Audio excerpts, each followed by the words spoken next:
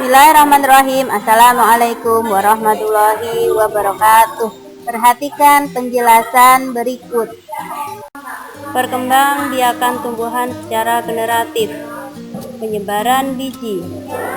Penyebaran biji dibagi menjadi 5. Yang pertama yaitu penyebaran biji dengan bantuan manusia.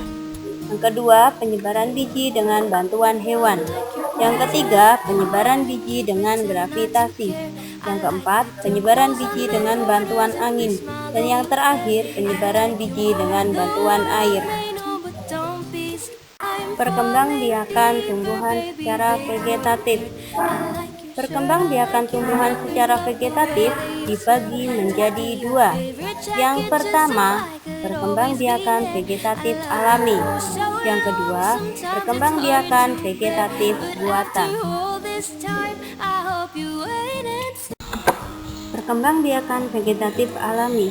Perkembangbiakan tumbuhan secara vegetatif alami terjadi melalui beberapa bagian tubuh induk.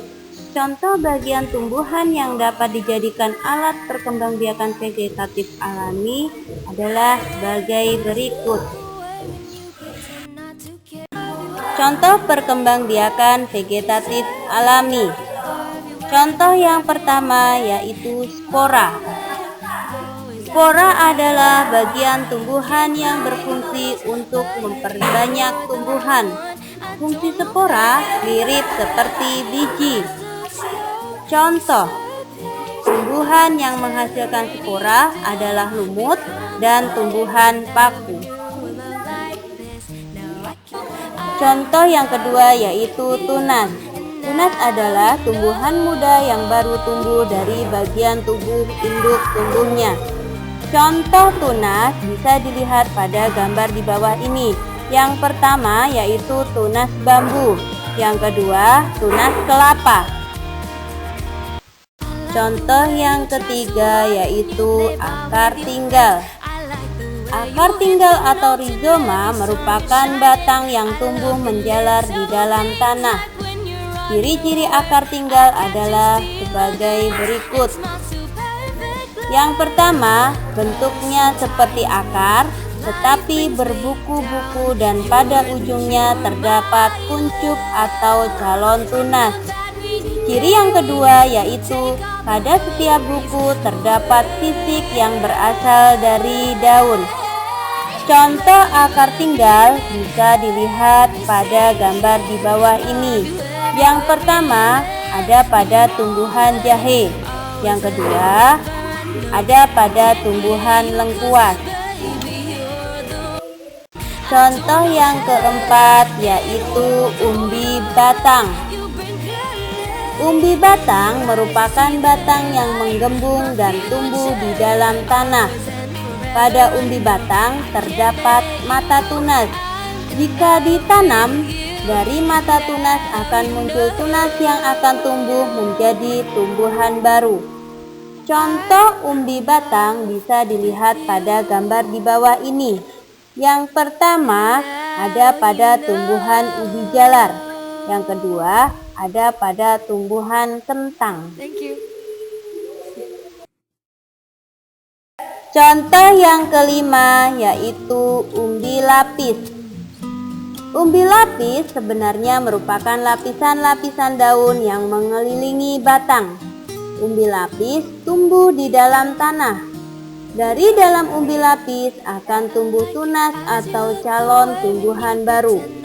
Contoh umbi lapis dapat dilihat pada gambar di bawah ini. Yang pertama, umbi lapis yang terdapat pada bawang merah. Yang kedua, umbi lapis yang terdapat pada bawang bombay. Contoh yang keenam yaitu umbi akar. Umbi akar merupakan akar yang berfungsi untuk menyimpan cadangan makanan. Umbi akar bukan merupakan alat perkembangbiakan. Contoh umbi akar bisa dilihat pada gambar di bawah ini. Yang pertama yaitu tumbuhan wortel. Pada wortel terdapat tunas di pangkal umbi akar. Jika ditanam, tunas pada wortel akan tumbuh menjadi tumbuhan baru. Contoh yang kedua bisa dilihat pada tumbuhan singkong. Contoh yang ketujuh yaitu tunas adventif. Tunas adventif terdapat pada tepi daun atau akar tumbuhan. Jika ditanam di tempat yang sesuai, tunas tersebut akan tumbuh menjadi tanaman baru. Contoh tumbuhan tunas adventif terdapat pada cocor bebek. Di daun cocor bebek terdapat tunas adventif sukun yang terdapat di akarnya. Contoh yang ke-8 yaitu geragi. Geragi merupakan batang yang menjalar di dalam atau di atas permukaan tanah. Tumbuhan yang berkembang biak dengan geragi, contohnya ada di bawah ini. Yang pertama ada pada tumbuhan rumput teki. Yang kedua terdapat pada tumbuhan stroberi. Demikianlah penjelasan hari ini. Selamat belajar. Teacher akhiri sekian. Wabillahi taufiq wal hidayah. Wassalamualaikum warahmatullahi wabarakatuh.